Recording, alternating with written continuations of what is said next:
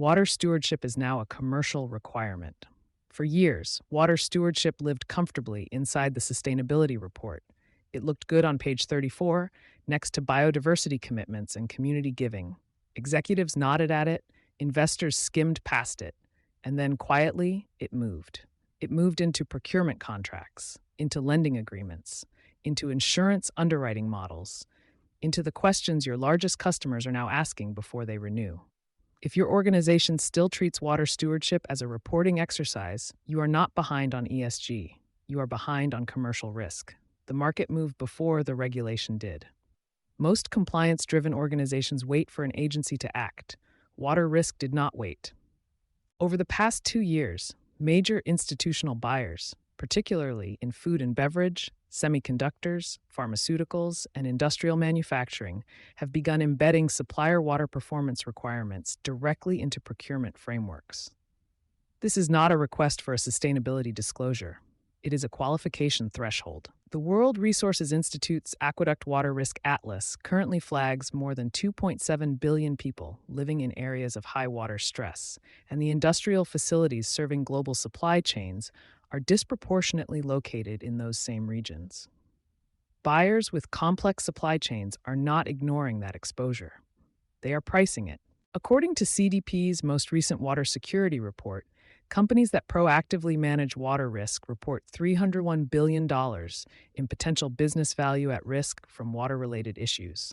Yet more than half of that risk sits within Scope 3 boundaries, meaning it belongs to suppliers, not the disclosing company. That gap is exactly why procurement teams are now asking. Lenders and insurers are recalibrating. The financial sector's relationship with water risk has shifted in ways that operational leaders often underestimate.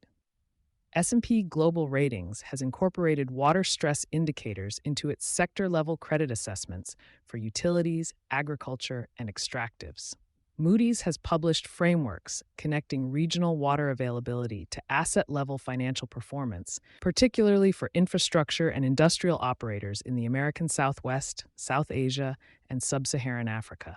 For companies seeking project financing or refinancing facilities in water-stressed geographies, the due diligence conversation now includes operational water dependency, local aquifer conditions, and contingency planning. This is not a box check. Lenders are asking because they have been burned by stranded assets, by operational shutdowns, and by regulatory actions that moved faster than their borrowers anticipated. On the insurance side, property underwriters have begun factoring water availability and drought exposure into commercial property risk scores in ways that were largely absent 5 years ago.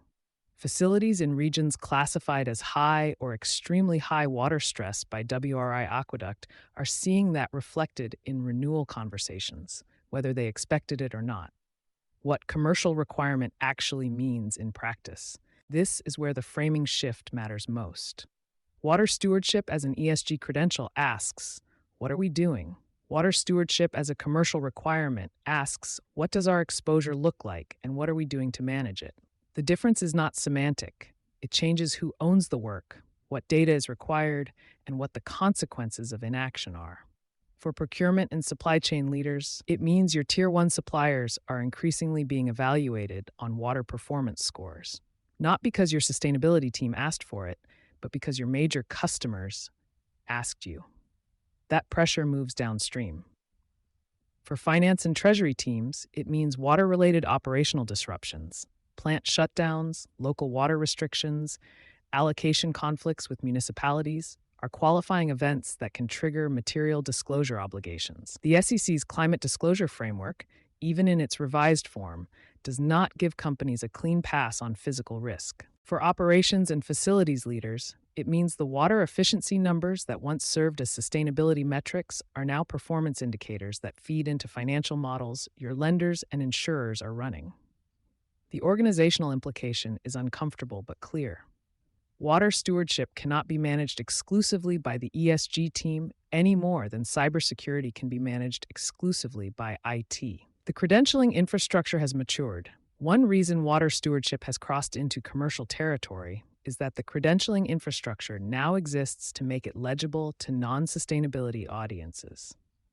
CDP's Water Security Questionnaire, The Alliance for Water Stewardship, AWS standard, and WRI's Aqueduct platform have created a shared language, scores, risk ratings, stewardship levels, that procurement teams, lenders, and insurers can use without needing to understand the underlying science.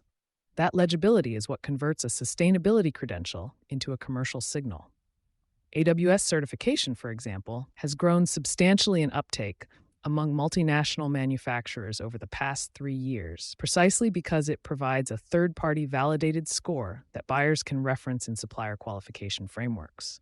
It is not a guarantee of water security, but it is evidence of a managed approach. And in procurement risk models, managed approaches are scored differently than unmanaged ones. The companies getting caught flat-footed, the organizations most exposed right now, are those that have strong sustainability reporting but weak operational water accounting. They can tell you their water withdrawal totals. They cannot tell you how much of that withdrawal comes from high-stress watersheds. They cannot segment by facility. They cannot model what a 15% municipal allocation reduction would do to throughput at their 3 largest plants. That gap between disclosure and operational literacy is exactly what buyers, lenders, and insurers are probing for. The report tells them what happened. The operational data tells them what could happen. If your water story begins and ends with the sustainability report, you have a disclosure. You do not yet have a risk management position. What to do in the next 90 days. This is not a call to rebuild your water strategy from scratch. It is a call to reframe what you already have. Start by mapping your facility footprint against WRI Aqueduct's high-stress baseline. Any facility operating in a high or extremely high-stress region needs an operational water contingency, not a narrative, a plan. Then review your Tier 1 supplier list against the same lens. The gaps you find are the same gaps your customers' procurement teams are looking for. If AWS certification or CDP water security participation is not already on your roadmap, it warrants a conversation with your CFO, not your sustainability director. The business case is no longer primarily reputational, it is contractual. Water stress is not a future scenario. For a growing number of industrial facilities, agricultural operations, and supply chains, it is an operational present. The organizations treating it as a commercial risk, not just an ESG credential, are already ahead of the conversation. You've been listening to Sustainability Soundbites by Environment and Energy Leader. For partnership opportunities, please reach out to our team.